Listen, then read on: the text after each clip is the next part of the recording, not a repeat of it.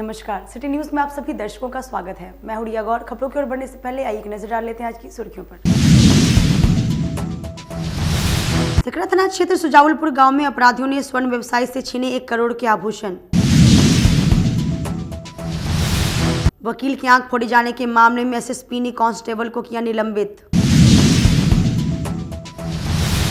और trade licence में लग रहे विलंब शुल्क को मेयर निर्मला साहू ने 31 मार्च तक के लिए स्थगित किया। तो ये थी आज की सुर्खियां, अब खबरें विस्तार से। सकरा थाना क्षेत्र के सुजावलपुर गांव में अपराधियों ने सरेआम स्वर्ण व्यवसायी से 1 करोड़ के आभूषण छीनकर फरार हो। जिले के सकरा थाना क्षेत्र में बेखौफ बदमाशों द्वारा एक ज्वेलरी कारोबारी से 1.5 किलो सोना और 5 किलो चांदी की छीनताई का मामला सामने आया है।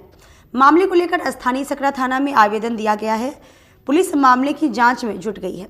मामले को लेकर पीड़ित दुकानदार विजय चौधरी ने बताया कि सुजावलपुर बैंक कैंपस में दुकान बंद करके वो शाम को घर जा रहे थे।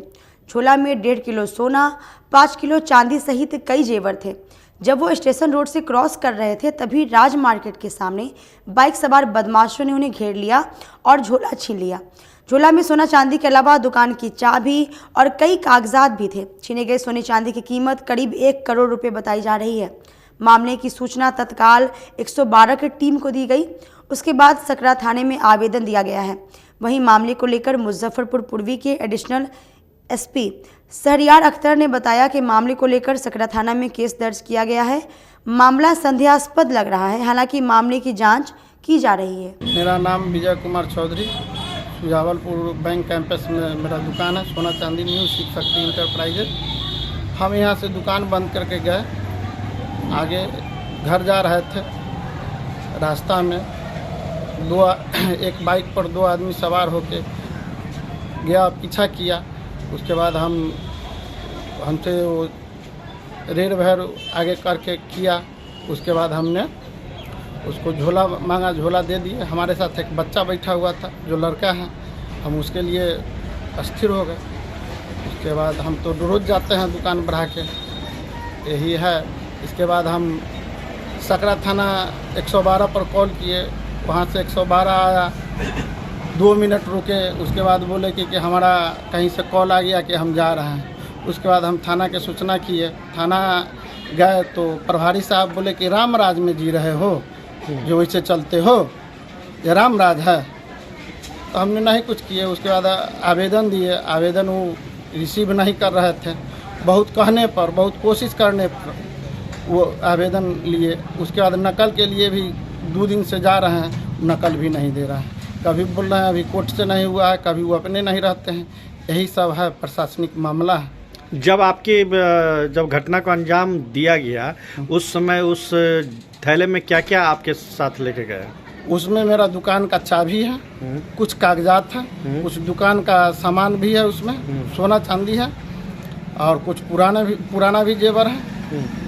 अच्छा, आपको जो ये मोबाइल भी है। अच्छा, जो मेरा मोबाइल, हम प्रशासन को उस नंबर को बोले कि ट्रैक करके देखिए, बाकी वो लोग कुछ नहीं किए। अभी तक 2 दिन होने जा रहा है, बाकी इस पर कोई प्रक्रिया नहीं। तो क्या लग रहा है जो इस मामले में आपने ट्रैक को लिए कहा था, क्या बजे तक आपका मोबाइल खुला हुआ था और वो ट्रैक नहीं कर पाए? 8:12 तक मेरा मोबाइल रिंग होते रह गया। और उस घटना कितने बजे की? घटना 7:30 बजे की है। कहाँ पे, किस जगह पे? राज मार्केट से आगे सुजावल। आप सीसी कैमरा कहीं पे चेक करवाए हैं क्या? हम करवाए हैं, बाकी प्रशासन नहीं किए हैं। अभी कोई अथी में प्रशासन कुछ नहीं किए हैं। क्या घटना स्थल पर आपकी दुकान को जायजा लेने पहुँचे? नहीं, अभी कोई अधिकारी नहीं पहुँचे हैं। तो प्रशासन के यहाँ का जो प्रशासन है उनके द्वारा क्या आपको सहयोग अब तक मिल पाया? सिर्फ यही बोल रहे हैं कि रामराज में जी रहे हैं। तो आपने क्या जवाब मांगे? तो आप कहा कि सर कि राम राज नहीं तो कौन राज है, तो आप लोग समझिएगा। इतना ही बोले। उसके बाद क्या बिल उल की भी कुछ चर्चा हुई थी? हाँ, कुछ बिल मांगा गया, तो बिल तो उसी में था, तो हम कहाँ से दे पाए। अच्छा, मेरा दुकान का चाबी है, मोबाइल है, कुछ और अलग भी डॉक्यूमेंट है उस बैग में, चाबी के साथ। कितने दिन हो गए घटना का? आज 3रा दिन हो गया। इतने घंटे बाद, 3 दिन के बाद भी प्रशासन अभी घटनास्थल पर जायजा नहीं लिया? जी ना। सर, 1 करोड़ की सोने की चोरी का मामला हम लोगों को भी सूचना में आया और जो है सुजावलपुर में एक ज्वेलरी शॉप है, अब जिस अमाउंट का बताया जा रहा है वो थोड़ा संदेहास्पद लग रहा है, और जिस तरीके से बताया जा रहा है कि मतलब हम दुकान बंद किए, दुकान बंद करने के बाद मोटरसाइकिल में झोला में 1.5 किलो सोना और 5 किलो चांदी का ज्वेलरी रख के फिर हम चले गए वहाँ पे कुछ दूर पे कुछ सब्जी वगैरह खरीदने, फिर आए तो देखे मतलब वो झोला गायब है। मतलब जितना अमाउंट बताया जा रहा हो उस अमाउंट का वो ज्वेलरी शॉप भी नहीं है। 1.5 किलो सोने की ज्वेलरी मतलब काफ़ी हेवी अमाउंट होता है, और 5 किलो चांदी की बात की जा रही है। तो मामला थोड़ा संदेहास्पद लग रहा है, लेकिन बहुत ज़्यादा मतलब बोलने के ऊपर हम लोगों ने प्राथमिकी दर्ज किया है और इस पर हम लोग जांच कर रहे हैं कि क्या सच्चाई है। वकील के आग फोड़े जाने के मामले में एसएसपी ने कार्रवाई करते हुए कांस्टेबल को निलंबित कर दिया। एसएसपी राकेश कुमार के निर्देश पर कांस्टेबल को अधिवक्ता की आंख फोड़ने मामले में निलंबित कर दिया गया है। बता दें कि काजी मोहम्मदपुर थाना क्षेत्र के पावर हाउस चौक पर वाहन चेकिंग के दौरान कांस्टेबल के डंडे से अधिवक्ता की आंख फूट गई। इसके बाद अधिवक्ता ने इलाज के दौरान थाने को आवेदन दिया, जिसमें उन्होंने बताया कि कांस्टेबल के द्वारा डंडे से मारकर आंख फोड़ दिया गया, जिसको लेकर पुलिस ने विशेष टीम गठित कर ICCC से सीसीटीवी फुटेज देखकर मामले की जांच की। सीसीटीवी फुटेज में देखा गया कि देर रात वाहन चेकिंग के दौरान कई गाड़ी को रोकी गई थी। इस दौरान अधिवक्ता की भी गाड़ी आ रही थी, जिसे पुलिस ने रोका, लेकिन वो नहीं रुके, जिस दौरान काजी मोहम्मदपुर थाने के कांस्टेबल रोहित कुमार ने हवा में लाठी लहराकर रोकने की कोशिश की। गाड़ी का शीशा खोले होने के कारण अधिवक्ता की आंख पर लगी, जिससे गंभीर चोट लग गई। एसएसपी राकेश कुमार ने कहा कि पुलिस को लाठी भाजना या लहराना नहीं है, इससे पुलिस की छवि धूमिल होती है, जिसको लेकर निलंबित कर दिया गया है। 7 तारीख को मुजफ्फरपुर जिला अंतर्गत काजी मोहम्मदपुर एक थाना है, वहाँ पर पावर हाउस नामक जगह का एक मामला प्रकाश में आया था, जहाँ पे एक पुलिसकर्मी के ऊपर आरोप था कि उनके द्वारा लाठी मारकर एक अधिवक्ता है उनकी आंख फोड़ दी गई। इस संदर्भ में वरीय पुलिस पदाधिकारियों के द्वारा जांच कराई गई है। इसका फुटेज सिटी एसपी और एएसपी टाउन दोनों के द्वारा देखा गया ICCC के कंट्रोल रूम में। तो फुटेज के दौरान जो बातें प्रकाश में आई हैं वो ये हैं कि 7 तारीख की रात्रि 11:53 पे काजी मोहम्मदपुर के पुलिस बल के द्वारा वहाँ चेकिंग चल रही थी, और लगभग इसके पूर्व में 15-20 गाड़ियों को रोका गया था टॉर्च दिखाकर। लोग चेकिंग में सहयोग भी कर रहे थे। उसी दौरान जो ये गाड़ी है अधिवक्ता की, वो आते हैं, पुलिस के द्वारा उनको रोकने का इशारा किया जाता है, टॉर्च दिखाई जाती है, लेकिन वो नहीं रुकते हैं। तो 10 या 15 मीटर की दूरी पर जो दूसरे पुलिसकर्मी खड़े थे, उनका गाड़ी रोकने के उद्देश्य से हवा में लाठी चलाई जाती है, और वो दुर्भाग्यवश वो लाठी जो है, जो चालक की खिड़की थी जिस पे चालक बैठते हैं, वहाँ पर लग जाती है। क्योंकि गाड़ी का शीशा खुला हुआ था, ऐसी स्थिति में वो लाठी सीधे उनके आँख के पास में लग जाती है और वो चोटिल हो जाते हैं। इस पूरी घटनाक्रम में जो पुलिस कांस्टेबल थे जिनका नाम रोहित कुमार है, उनका हालांकि कोई ऐसा उद्देश्य नहीं था, लेकिन फिर भी वाहन चेकिंग के दौरान लाठी को हवा में लहराना या पब्लिक के ऊपर चलाना निश्चित रूप से गलत है। इससे पुलिस की छवि धूमिल होती है और अनुशासनहीनता का परिचायक भी। ऐसे आलोक में रोहित कुमार जो उस समय कांस्टेबल थे, उनको तत्काल प्रभाव से निलंबित किया गया है, और इसमें जो भी अग्रतर कार्रवाई की जाएगी उससे आपको अवगत। काटी थाना क्षेत्र सरमसपुर गांव में शराब को लेकर छापेमारी करने गए क्यूआरटी के जवान को गांव वालों ने जमकर पीटा। मुजफ्फरपुर जिले के काटी थाना क्षेत्र के समरसपुर में देर रात उस समय अफरा तफरी मच गई जब गांव में शराब की सूचना पर छापेमारी करने काटी क्यूआरटी के कुछ जवान गांव के कुछ युवकों को पकड़कर बेवजह पीटने लगे, जिसका कई ग्रामीणों के द्वारा विरोध जताया गया। जिसके बाद क्यूआरटी के जवान कुछ अन्य ग्रामीणों से भी उलझ गए। फिर एकजुट हुए ग्रामीणों के द्वारा क्यूआरटी के जवानों को दौड़ा कर पीटने की बात सामने आई है। मामला को बिगड़ता देख क्यूआरटी के जवान गांव में ही अपना बाइक छोड़कर किसी तरह जान बचाकर भागे। वहीं इस घटना से नाराज ग्रामीणों ने सड़क पर उतरकर घंटों हंगामा किया। इस घटना के बाद नाराज समरसपुर के ग्रामीणों द्वारा रात्रि में NH-27 के पास करीब 1 घंटे तक हंगामा किया गया, जिससे हाईवे पर वाहनों का परिचालन भी कुछ समय के लिए बाधित हुआ। इस घटना से नाराज समरसपुर के ग्रामीणों ने आरोप लगाया कि पिछले 2-3 दिनों से लगातार काटी थाना में तैनात क्यूआरटी के जवान रोज रात में गांव पहुंचकर युवकों और ग्रामीणों के साथ मारपीट कर रहे हैं, जिसका ग्रामीणों ने कई बार विरोध भी किया, लेकिन इसके बाद भी क्यूआरटी के जवान अपनी हरकतों से बाज नहीं आ रहे हैं। इसी क्रम में आज 3 बाइक से पहुंचे क्यूआरटी के 6 जवानों ने कुछ युवकों की पकड़कर बेवजह पिटाई कर दी। अकेले आ रहा तो क्या हुआ है? अभी हम आ रहे थे मछली के काम करके, स्पीड 40-50 के स्पीड में थे तो इतने बार पीछा कर दिया दूरा पर, डंटा उंटा हुए से गाड़ी उड़ दिया है, दूरा तक खैर दिया है। कल भी काम करके घर पर आ रहे थे मछली लेके। हथौड़ी कहाँ से काम करके? बैरिया में। हाँ, क्या चीज़ का काम? पंडाल का करते हैं। पंडाल का। हाँ। अच्छा, ये सब मतलब कितना गाड़ी से थे? इस 3 गाड़ी से 6 आदमी थे। मतलब आया है गाली उली देने? गाली न रोडे पर गाड़ी दिया, यहाँ आया है तब मेरे मम्मी पापा बैठे थे या भाई से था तो पिस्टन तो सब खाटा, तो पिस्टन देखा के न दे रहा है तब सब हुए खाटा है तब भागा। कल भी मारा 4 लड़का को माया था, जैसे रोड टप वैसे सबको जख्मी कर दिया हुआ मार के, कोनो के गोर लाल पूरा सबको जख्मी। एगो हॉस्पिटल में भर्ती है कल से। काजी मोहम्मदपुर थाना क्षेत्र के छाता चौक के समीप घर में चोरों ने लाखों की चोरी की। मुजफ्फरपुर में एक बार फिर बेखौफ चोरों का आतंक सामने नजर आया है, जहां चोरों ने देर रात काजी मोहम्मदपुर थाना क्षेत्र के रोड पर उत्पाद थाना के ठीक सामने एक निर्माणाधीन मकान को अपना निशाना बनाया, जहां चोरों ने एक बैंक कर्मी के घर का ताला तोड़कर घर में रखे कीमती सामान, ज्वेलरी सहित 20,000 नकदी भी चोरी कर ली है। वहीं इस घटना की भनक आसपास के पड़ोसियों को भी नहीं हुई।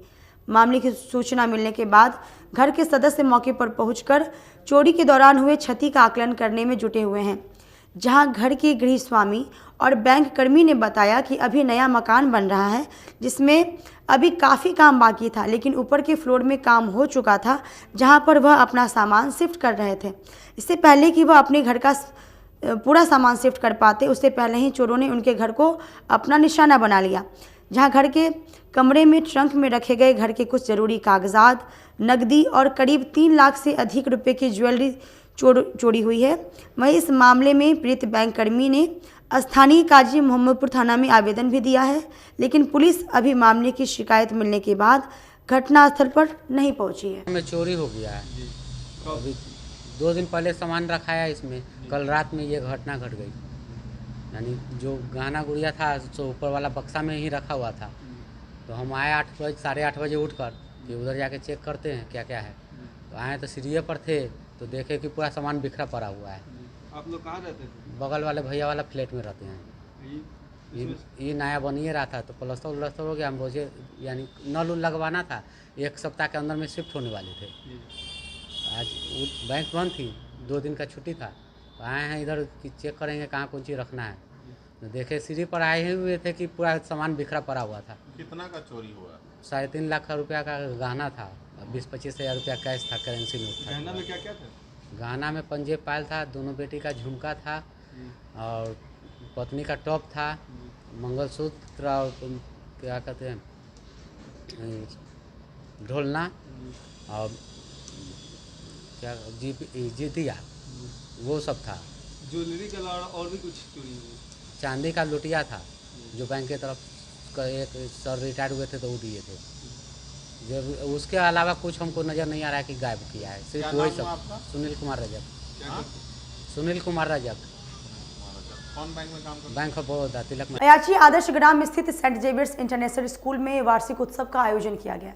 शनिवार को बैरिया अयाची आदर्श ग्राम स्थित सेंट जेवियर्स इंटरनेशनल स्कूल में वार्षिक उत्सव धूमधाम से मनाया गया। आगंतुक अतिथियों का स्वागत स्कूल के डायरेक्टर AK दत्ता और प्रिंसिपल अलका झा के द्वारा पुष्प गुच्छ देकर किया गया। वार्षिक उत्सव का शुभारंभ दीप प्रज्वलन और गणेश वंदना के साथ किया। इसके बाद छात्रों ने स्वागत गान गाए। इस दौरान छात्रों ने रंगारंग कार्यक्रम की प्रस्तुति की, अतिथियों को मंत्रमुग्ध कर दिया। सेंट जेवियर्स इंटरनेशनल स्कूल के वार्षिक उत्सव के अवसर पर डायरेक्टर दत्ता ने कहा कि अच्छी शिक्षा एवं संस्कार ही जीवन को एक नया रूप देते हैं। हमें समाज को शिक्षित एवं संस्कारित बनाने के लिए निरंतर प्रयासरत रहना चाहिए। वहीं स्कूल के प्रिंसिपल अलका झा का कहना है कि परिवारों के बढ़ने के साथ साथ उनकी युवा पीढ़ी को संस्कारित एवं सकारात्मक मार्गदर्शन की आवश्यकता है। कार्यक्रमों से छात्रों में छिपी हुई प्रतिभा को निखारना आसान होता है। इस दौरान बच्चों ने रंगारंग कार्यक्रम की प्रस्तुति की, जिसे देख श्रोता मंत्रमुग्ध हो गए। आज हमारे स्कूल का एनुअल डे है। एनुअल डे में हमारे चेयरमैन अभी तुरंत आने वाले हैं, हम लोग उसकी शुरुआत करेंगे और ये एनुअल डे हर साल हम लोग फरवरी के महीने में मनाते हैं। ऐसे समय का चुनाव करते हैं जब लोग बाहर बैठ कर के इसको एंजॉय कर सकें। क्या कुछ कार्यक्रम होंगे इसमें? प्रोग्राम में एनुअल रिपोर्ट है, वंदना है और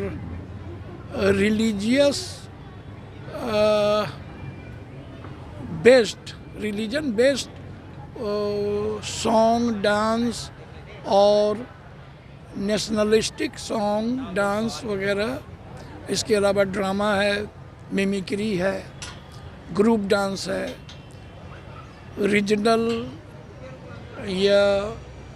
रीजनल डांसेस हैं डिफरेंट स्टेट्स का। तो वो सभी है। जूनियर सीनियर दोनों वर्गों के? नहीं, हाँ, यहाँ नर्सरी से लेकर क्लास 12 तक के बच्चों की पढ़ाई होती है और सब बच्चे इसमें पार्टिसिपेट करते हैं। हमारे पार्टिसिपेंट्स इसमें कम से कम 500 के करीब बच्चे होंगे जो पार्टिसिपेट कर। For this day, this is the most awaited moment for any of the school, as it gives platform to the children for their performance, and they have worked hard and they have prepared a beautiful evening full with electrifying performances. Hope all the parents, guardians, they will like their performance, and I am thankful to the parents, guardians for their constant support and cooperation. Thank you. वक्त तो चला एक छोटी सी break का, लेते छोटा सा break. तब तक आप बने रहिए हमारे साथ, देखते रहिए सिटी न्यूज मुजफ्फरपुर। अपने सपनों की आशिया को दे एक नई पहचान माँ भवानी डेकोर प्राइवेट लिमिटेड के साथ, जो है ऑथराइज्ड डिस्ट्रीब्यूटर ऑफ कजारिया। देश की मिट्टी से बनी टाइल से देश को बनाते हैं, और जहां मिलती है सभी प्रकार के Indian and imported granite, marble, sanitary एवं कोटा स्टोन का अनोखा एवं आकर्षक संग्रह। माँ भवानी डेकोर प्राइवेट लिमिटेड मतलब a complete floor solutions. New 0 mile Dadar road Muzaffarpur. Call 9934753111। उत्तर बिहार का पहला नीलकमल एक्सक्लूसिव शोरूम खुल गया है आपके अपने शहर में। नीलकमल इंडिया की फेवरेट फर्नीचर ब्रांड है। इस कंपनी के सभी रेंज एक ही छत के नीचे आपको मिलेंगी। होम फर्नीचर, ऑफिस फर्नीचर की सभी रेंज यहाँ उपलब्ध है। कंपनी का एक्सक्लूसिव शोरूम होने के कारण 40% तक की विशेष छूट मिल रही है। इसके अलावा 0% इंटरेस्ट के साथ बैंक से फाइनेंसिंग की भी सुविधा उपलब्ध है। तो देर मत कीजिए, एक बार हमारे यहाँ अवश्य पधारें। हमारा पता है Mithanpura, Narayanpur road, opposite Vaishali management college, और हमारा मोबाइल नंबर है 9334900888, और हमारा दूसरा नंबर है 7004320580।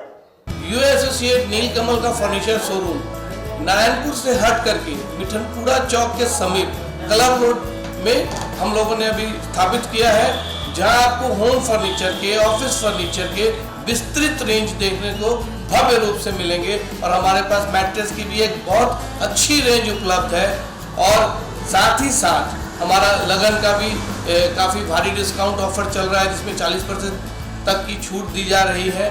और साथ में हमारे यहाँ फिनांस की भी सुविधा है, जिसमें आप बजाज से, HDFC से 0 डाउन पेमेंट पर भी सारी चीज़ें ले जा सकते हैं। तो आप लोगों से निवेदन है कि एक बार आकर के हमें सेवा का मौका दें।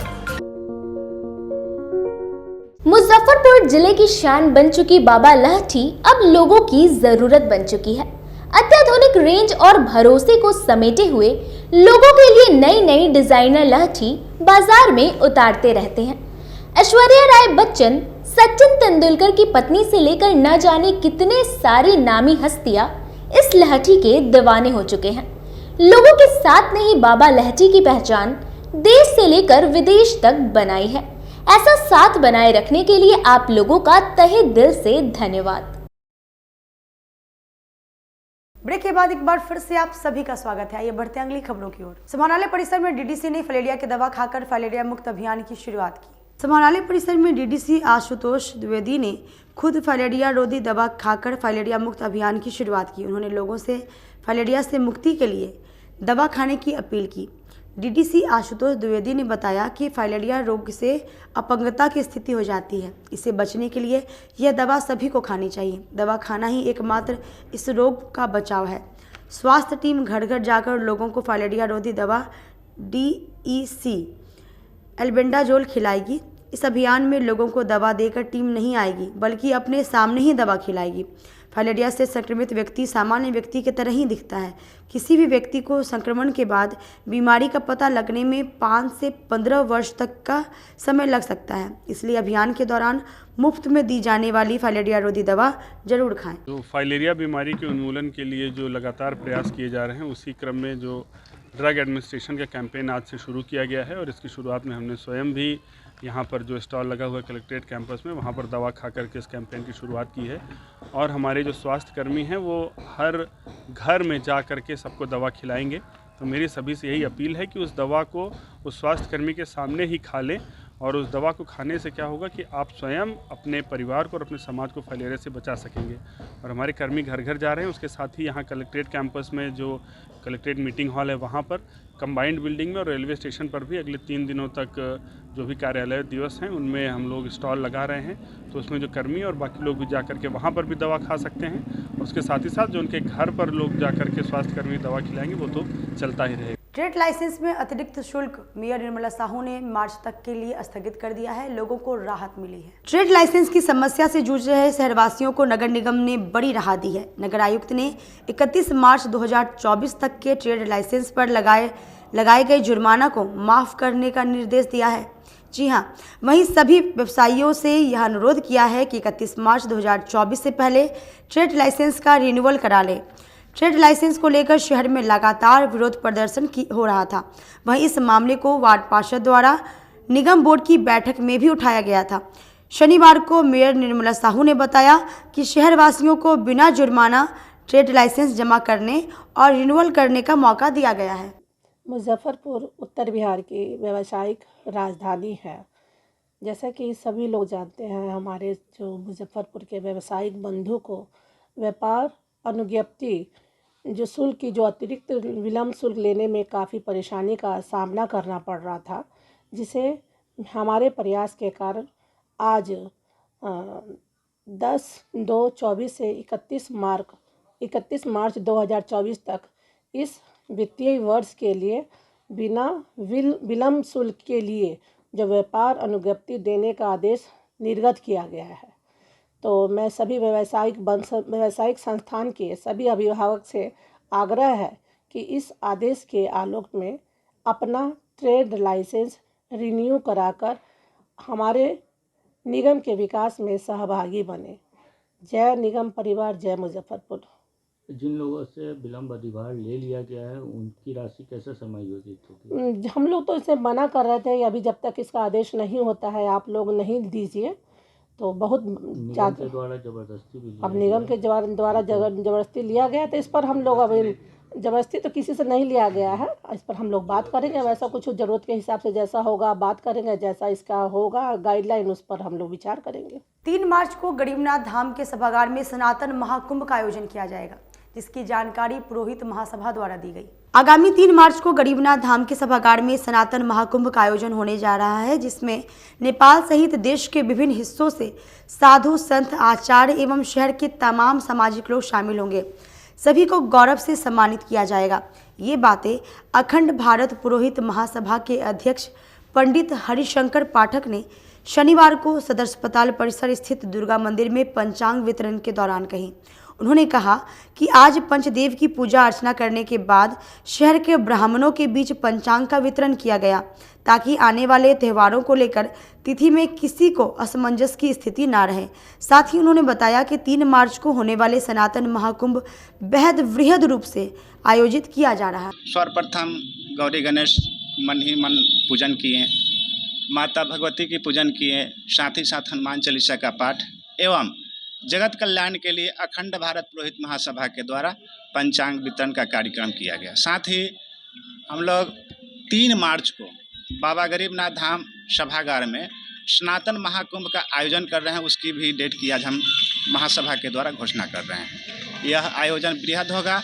नेपाल समेत पूरे भारत के कोने कोने से इसमें साधु संत आचार्य एवं शहर के तमाम समाज सेवी इसमें शामिल होंगे एवं सभी को सम्मान गौरव से सम्मानित किया जाएगा। जदयू शिक्षा प्रकोष्ठ द्वारा अधिवक्ता के आंख फोड़े जाने के मामले में बैठक की गई। अधिवक्ता पंकज कुमार के साथ पुलिस द्वारा जांच के नाम पर डंडे से प्रहार कर आंख फोड़े जाने की घटना को लेकर जिला जदयू शिक्षा प्रकोष्ठ के प्रधान कार्यालय में एक बैठक का आयोजन किया गया, जिसमें पुलिस के खिलाफ आक्रोश व्यक्त किया गया। साथ ही वरीय पुलिस अधीक्षक से दोषी पुलिसकर्मी को चिन्हित कर कार्रवाई की मांग की गई। बैठक की अध्यक्षता करते हुए जिला अध्यक्ष सुरेश प्रसाद सिंह ने कहा कि मुजफ्फरपुर पुलिस शराबबंदी और वाहन जांच के नाम पर सुशासन की सरकार को बदनाम करना चाहती है, जिसमें आम नागरिक में पुलिस के रवैये से आक्रोश बढ़ा है। वरिष्ठ जदयू नेता शिशिर कुमार नीरज ने पुलिस प्रशासन की निंदा करते हुए कहा कि बेवजह पुलिस को आमजनों पर बल प्रयोग करने का अधिकार नहीं है। गया है कि हमारे जदयू शिक्षा प्रकोष्ठ के जिला महासचिव अधिवक्ता पंकज कुमार मिश्रा जी हैं। वे पटना से शादी समारोह कार्यक्रम से लौट रहे थे। मुजफ्फरपुर के पावर हाउस चौक के निकट जब 4 चक्का गाड़ी से परिवार के साथ थे, 11:40 रात्रि के टाइम में पावर हाउस चौक के नज़दीक कुछ पुलिस वाले जांच अभियान चला रहे थे। उसमें वे उनको इशारा किया रोकने के लिए। एक गाड़ी को साइड कर रोके तो इनसे पूछा गया कि आप कहाँ से आ रहे हैं इस रात्रि को। पंकज जी बताए कि हम पटना से शादी समारोह से लौट रहे हैं। इस पर बैठा हुआ व्यक्ति नीचे पुलिस प्रशासन का था। वो बोला कि हम थाना प्रभारी काजी मोहम्मदपुर हैं, मारो साले को, इस समय चलने का टाइम है। इसी पर खड़ा दरो सिपाही जो था डंडा से पंकज जी पर वार किया। पंकज जी खुद गाड़ी ड्राइव कर रहे थे। दाएं साइड में शीशा को जैसे ही खोले कि इन पर डंडा से वार किया। आँख इनका जोठिल हो गया, खून बहने लगा। वे बाहर निकले और कहे कि ये क्या तरीका है कि हमारे आँख को आप डैमेज कर दिए। इसी पर वे लोग वहाँ से भागे, इस बगल में कराहने लगे। इनके साथ परिवार के लोग, इनके भाई अरुण जी चार्टर अकाउंटेंट है वो थे, अरुण जी और परिवार के लोग थे। वे लोग बगल के डॉक्टर से दिखाने गए। डॉक्टर उनको medical college Muzaffarpur Shri Krishna medical college में रेफ़र किए। श्री कृष्ण मेडिकल कॉलेज के डॉक्टर देखे और रेफ़र कर दिए कि यहाँ संभव नहीं है, पटना ले जाइए। पटना में PMCH में दिखाए, वहाँ भी डॉक्टर रेफ़र कर दिए कि नहीं, रोशनी गायब होने की संभावना है, आप कलकत्ता लेकर जाएं। तो वे कलकत्ता में गए और वे बहुत कष्ट में है। आज ऑपरेशन होना है। यह घटना बहुत दुखद है। इस ढंग की घोर आप लोग आज क्या कर रहे हैं बैठे? वो तो घटना पुरानी हो गई, आज क्या कर आज हम लोग उसी के विरोध में आज अपने निवास पर पार्टी के पदाधिकारियों को बुलाए हैं, एक बैठक किए हैं कि पंकज जी के साथ जो शहर के कई पार्षदों ने बैठक कर वार्ड पार्षद संजय केजरीवाल से इस्तीफा न देने का आग्रह किया। नगर निगम वार्ड 20 के पार्षद संजय केजरीवाल के इस्तीफे वाले बयान को 72 घंटे के अंदर वापस लेने के लिए गुजारिश शहर के सामाजिक लोगों ने की। शनिवार को तिलक मैदान रोड स्थित एक निजी होटल के सभागार में व्यापारियों, वार्ड पार्षदों और सामाजिक लोगों ने एक प्रेस वार्ता का आयोजन कर मीडिया से बात करते हुए कहा कि निगम परिसर में ईमानदार, जानकार और कार्य करने वाले व्यक्ति की कमी है। ऐसे में वार्ड 20 के पार्षद संजय केजरीवाल काफ़ी अनुभवी, ईमानदार और कार्य करने वाले व्यक्ति हैं। कुछ दिनों पहले निगम की कार्यशैली से परेशान होकर उन्होंने अपने इस्तीफा की घोषणा कर दी थी। उन्होंने कहा था कि बैंक रोड में रोड की ढलाई हो जाएगी, उसके बाद वो अपना इस्तीफा सौंप देंगे। लेकिन हम लोग चाहते हैं कि वो अपना इस्तीफा नहीं सौंपे, बल्कि लगातार अपना कार्य करते रहें। प्रेस कॉन्फ्रेंस कर रहे हैं, वो अपने स्वभाव के थोड़ा जिद्दी व्यक्ति है। उन्होंने कहा था कि बैंक रोड की ढलाई की काम पूर्ण होगा तो मैं इस्तीफा दूंगा। चूँकि हम लोग उनके साथ उठते बैठते हैं, वो इस्तीफा की तैयारी कर रहे हैं, मन बना चुके थे और उस मन पे ये चल भी रहा है। तो संभवतः वो 2-3 दिनों में इस्तीफा दे दें। तो जब हाथ से ही निकल जाएगा तो मुश्किल है। चूँकि वो इतने अनुभवी है नगर निगम बोर्ड में, आप लोग उनके कार्यकाल को देखेंगे तो यह पाएंगे कि वार्ड 20 की जो सम्मानित जनता ने उनको सम्मान देकर उनको पार्षद बना के नगर निगम में भेजा, वो अपने जनता का अक्षर अक्षर वोट का वो ये दे रहे हैं संज्ञान कि वो शहर हित में बात कर रहे हैं। आज खुशी की बात है, इस प्रेस कॉन्फ्रेंस करते समय से कुछ घंटों पहले नगर आयुक्त द्वारा ट्रेड लाइसेंस पे जो ब्याज लेना था उसको माफ़ करने का एक लेटर वो जारी किए हैं 31 मार्च तक के लिए। ये कहीं ना कहीं बोर्ड के बैठक में एक अनुभव को दिखाता है। वो कभी भी अपने वार्ड के नाला और रोड के बारे में बात नहीं किए। उन्होंने बात किया व्यापारियों के बारे में, उन्होंने बात किया उन घर वाले के बारे में जहाँ टैक्स लग रहा है। तो कहीं ना कहीं शहर की चिंता उनको है। नगर निगम बोर्ड में अनुभव की आवश्यकता है, क्योंकि हमारे निगम क्षेत्र जो है पूरे शहरी क्षेत्र को संभालता नगर निगम बोर्ड ही है। उसमें ज्ञान दर्शन, अनुभव दर्शन के लिए संजय केजरीवाल का होना अनिवार्य है। इन्होंने जो मंशा बनाया है त्याग देने का, उनको अपने इस पर विचार करना होगा। हम लोगों ने, रियाज अंसारी जी ने मंच से हमारे सभी गार्जियन, बड़े अभिभावक, पार्षदगण, पार्षद मित्र, प्रतिनिधि, सभी कोई व्यापारी संघ से आए लोग, सबों ने आह्वान किया है 72 घंटे के अंदर में वो अपने शब्दों को वापस ले, वो त्याग पत्र देने का विचार न करे। उनकी अनुभव की आवश्यकता इस बोर्ड में है, क्योंकि इस बोर्ड में अधिकतर महिला पार्षद जीत के आई हैं और हमारी महापौर भी महिला है और वो काम अच्छा कर रही हैं। पर उनको भी काम करने के लिए, किसी भी गाड़ी को चलने के लिए सड़क स्मूथ होना चाहिए। तो उस सुरक्षा से आज के लिए बस इतना ही। कल फिर कुछ नई खबरों के साथ, तब तक मुझे और मेरी पूरी न्यूज़ टीम को दी इजाजत। नमस्कार।